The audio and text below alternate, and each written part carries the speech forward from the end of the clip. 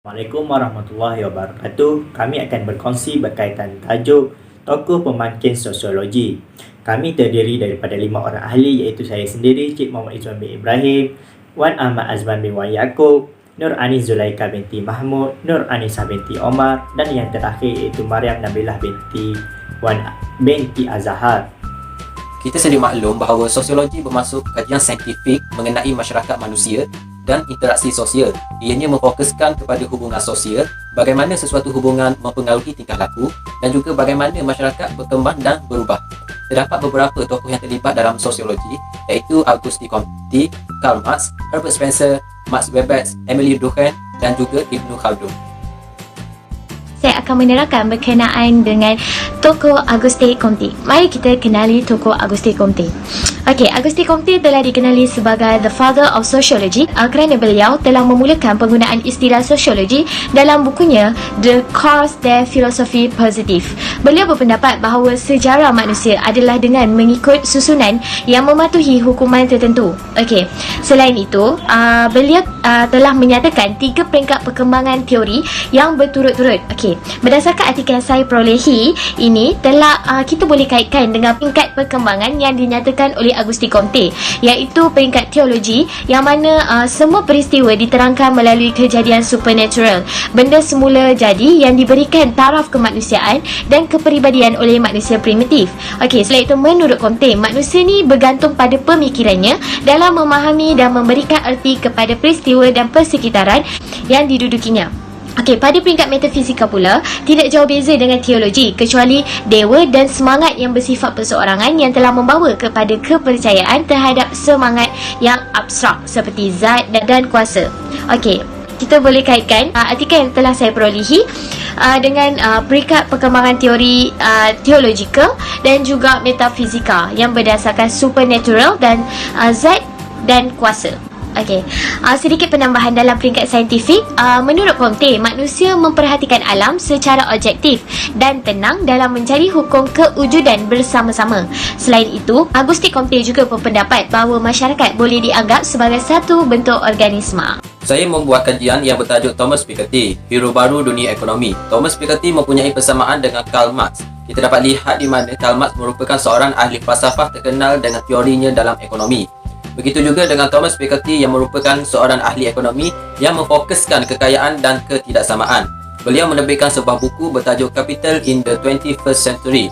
Beliau berpendapat bahawa kadar pulangan modal di negara maju terus meningkat dari kadar pertumbuhan ekonomi dan sekaligus menyebabkan ketidaksamaan kekayaan meningkat pada masa akan datang. Untuk menangani masalah ini, beliau mencadangkan pengagihan cukai global ke atas kekayaan. Di dalam buku yang diterbitkan, pelbagai data yang terkumpul selama 10 tahun yang menjadikan beliau mampu menggambarkan evolusi dari kecacatan semasa revolusi industri. Pada abad 18 dan 19, Eropah Barat mengalami kemunduran yang sangat teruk. Kekayaan pribadi melebihi pendapatan nasional dan hanya tertumpu pada keluarga kaya sahaja. Keadaan ini terus menjadi-jadi meskipun industrialisasi secara perlahan menyumbang untuk meningkatkan upah buruh. Dengan adanya Great Depression yang akhirnya mengganggu pola tersebut. Pajak yang tinggi dan inflasi menyebabkan kekayaan menyusut dengan pantas. Thomas Piketty mendapatkan sebuah teori mengenai kapital di mana kekayaan tumbuh lebih cepat daripada output perekonomian. Piketty beranggapan bahawa tidak ada kekuatan yang mampu melawan ketergantungan pada kekayaan. Hanya dengan adanya pertumbuhan ekonomi yang sangat cepat seperti perkembangan teknologi, pertumbuhan populasi dan juga dengan adanya intervensi pemerintah yang dianggap mampu menjaga perekonomian supaya tidak kembali pada masa kapitalisme yang juga dikhawati oleh Karl Marx, iaitu di mana kapitalisme ini merupakan kekayaan berasal dari warisan sehingga kembali menciptakan kelas-kelas di masyarakat iaitu golongan bourgeois dan juga golongan proletariat. Walau bagaimanapun, Thomas Piketty bersikap angkuh terhadap Marx, tetapi beliau bersetuju dengan free market kapitalisme bahawa market kapitalisme menyebabkan kecacatan ekonomi. Sistem pasaran perlu mempunyai kawalan supaya tidak berlaku orang kaya terus menjadi kaya dan orang miskin semakin miskin. Tokoh yang ketiga ialah Max Weber. Max Weber atau nama sebenarnya iaitu Maximilian Emil Weber merupakan antara tokoh pemangkin sosiologi yang berbangsa Jerman. Bidang utama perhatiannya adalah sosiologi, ekonomi dan bidang politik. Weber tidak bersetuju dengan revolusi dan mengkritik sosialisme yang dibawa oleh Karl Marx. Weber memperkenalkan rasionalisasi. Rasionalisasi ditarifkan sebagai peningkatan standarisasi, konstitusi dan koordinasi dalam struktur organisasi. Proses rasionalisasi dikaitkan dengan analisis Weber mengenai birokrasi untuk dalam bentuk kewibawaan dan jenis tingkah laku sosial. Contoh yang kita dapat lihat ialah dasar pembangunan semula perumahan awam. Kementerian Perumahan dan Kerajaan Tempatan bahkan memperkenalkan dasar pembangunan semula perumahan awam. Menteri Perumahan dan Kerajaan Tempatan Malaysia iaitu Zuraida Kamarudin berkata, ini akan memberi keselesaan terutama kepada golongan B40 bagi menggantikan kediaman yang sudah terlalu lama. Di sini kita dapat lihat bagaimana kerajaan bertindak secara rasional dalam memenuhi kebajikan masyarakat. Balik kepada tokoh Max Weber. Max Weber ni dia perlakuan dikatakan sosial apabila perlakuan itu mempunyai makna subjektif. Perlakuan itu mempengaruhi perlakuan pelaku lain dan di sebaliknya. Menurut Weber lagi, perlakuan sosial merangkumi tindakan positif dan juga negatif. Sehubungan dengan itu, Weber telah membezakan 4 jenis. Pertama, Sieg rasional ialah perlakuan rasional yang melibatkan pertimbangan secara rasional tentang hubungan antara sesuatu matlamat dengan ikhtiar untuk mencapainya. Yang kedua, Wet rasional ialah perlakuan rasional atau tindakan yang tidak mengira sebarang bahaya untuk mempertahankan kehormatan seseorang atau mencapai sesuatu nilai. Dan yang ketiga, perlakuan tradisi ialah apabila pelaku melakukan sesuatu yang ditentukan oleh tradisi tanpa memikirkan hubungan antara matlamat yang diikhtiarnya dengan ikhtiarnya. Dan yang terakhir, yang keempat, iaitu perlakuan emosi atau efektual yang meliputi reaksi yang tidak terkawal akibat daripada sesuatu rangsangan. Seterusnya ialah Herbert Spencer. Herbert Spencer atau nama sebenarnya ialah William George Spencer merupakan tokoh pemakin sosiologi yang dilahirkan di England. Herbert Spencer sangat menekankan berkaitan teori funksionalis. Teori ini tercetus daripada idea Herbert Spencer, Auguste Comte dan Emile Durkheim. Dalam teori ini, Herbert Spencer menganggap masyarakat sebagai satu organisma hidup seperti organ-organ yang saling berkaitan antara satu sama lain. Di sini terdapat 2 contoh yang dapat kita kaitkan dengan teori yang disampaikan oleh Herbert Spencer, iaitu gambar yang pertama ialah barisan menteri mengikut kementerian masing-masing. Dan gambar yang kedua pula ialah peletakan jawatan oleh Ahmad Jazlan. Contoh yang pertama, kita dapat lihat bagaimana struktur pentadbiran negara diterajui oleh beberapa pemimpin yang dipilih untuk menerajui negara. Pemimpin masing-masing mempunyai fungsi tersendiri berdasarkan kementerian yang mereka terajui. Jika salah satu fungsi tiada, maka tempanglah struktur pentadbiran negara walaupun dapat ditampung oleh pemimpin lain dari kementerian lain. Sebagaimana organ manusia iaitu kaki, kaki merupakan struktur manakala berjalan merupakan fungsi kepada kaki. Begitulah juga Kementerian Kesihatan merupakan struktur kepada pentadbiran negara, manakala fungsinya adalah meningkatkan taraf kesihatan. Contoh kedua pula, Ahmad Jazlan sedia meletakkan jawatan. Sama seperti contoh yang pertama yang saya berikan. Apabila beliau meletakkan jawatan, maka tempanglah organisasi tersebut. Idea evolusi Spencer selari dengan yang dibuat oleh Darwin dalam evolusi organisma dalam biologi. Spencer percaya bahawa masyarakat akan berubah daripada masyarakat yang homogenis dan simple kepada masyarakat yang heterogeneity dan kompleks. Menerangkan teori Emile Durkheim, iaitu salah satu yang paling terkenal ialah bunuh diri. Emile Durkheim berpendapat bahawa bunuh diri adalah kegagalan untuk memenuhi harapan yang mungkin ditanamkan sejak awal kanak-kanak, boleh menimbulkan pelbagai emosi yang menyebabkan orang membunuh diri kerana alasan seperti depresi, masalah ekonomi yang teruk, gangguan mental dan putus asa, serta hanya bergantung kepada beberapa faktor psikologi yang boleh mempengaruhi keputusan akhir dan bencana seseorang untuk bunuh diri sebagai jalan mereka menghentikan beban yang tidak dapat ditanggung. Terdapat 2 ciri yang dikemukakan oleh Emile Durkheim, iaitu peraturan sosial dan integrasi sosial. 2 kekuatan sosial yang dinyatakan mempunyai 4 jenis bunuh diri, iaitu bunuh diri egoistik, anomi, altruistik dan fatalistik. Kita akan bercakap berkenaan etika tersebut dengan lebih membawa kepada bunuh diri egoistik. Bunuh diri egoistik berpunca disebabkan tiada integrasi sosial atau seseorang itu dipinggirkan serta diasingkan oleh kumpulan sosial dan masyarakat. Jadi mereka ni lebih bergantung kepada diri mereka sendiri. Berdasarkan artikel tersebut, kemurungan dan faktor sosial seperti tekanan hidup sebagai selebriti di negara itu adalah punca kepada kes bunuh diri ini berlaku.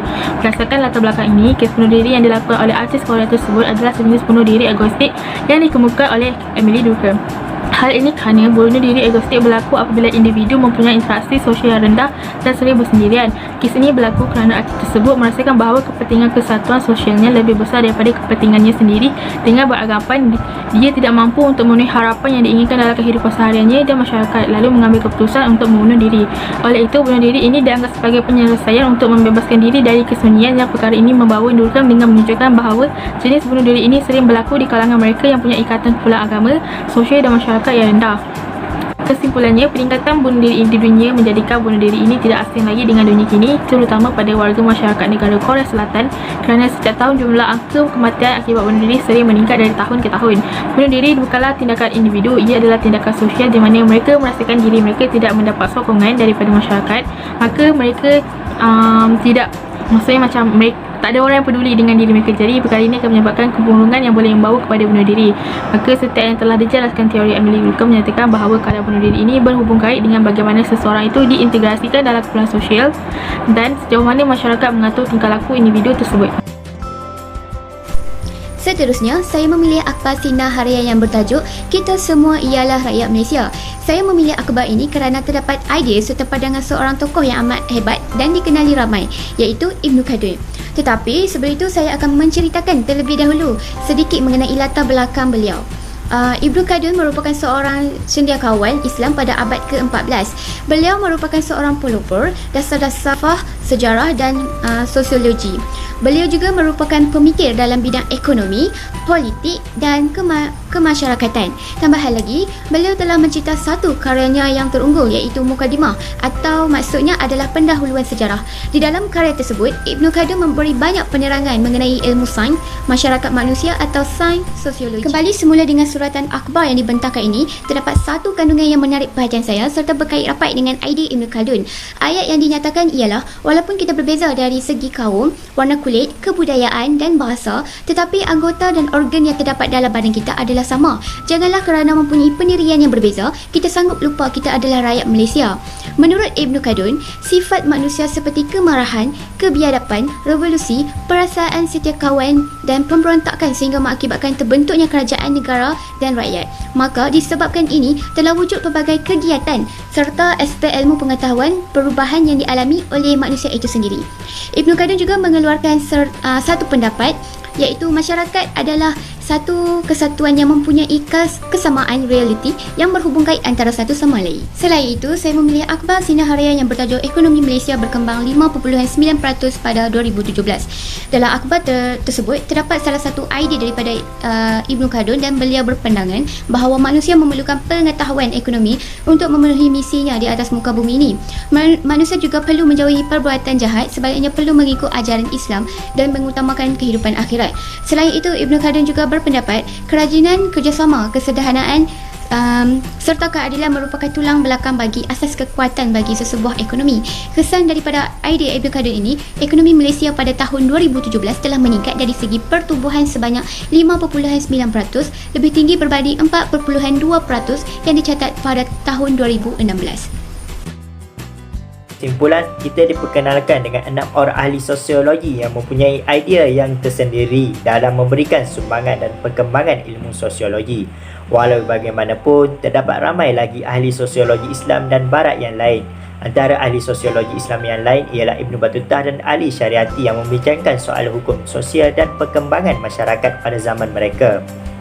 Manakala ahli sosiologi Barat pula seperti Takob Parson, Wilfredo Pareto dan Bariton More merupakan ahli-ahli yang turut memperkembangkan pemikiran dan teori tentang masyarakat dan memperkembangkan disiplin sosiologi. Sekian, terima kasih. Assalamualaikum warahmatullahi wabarakatuh.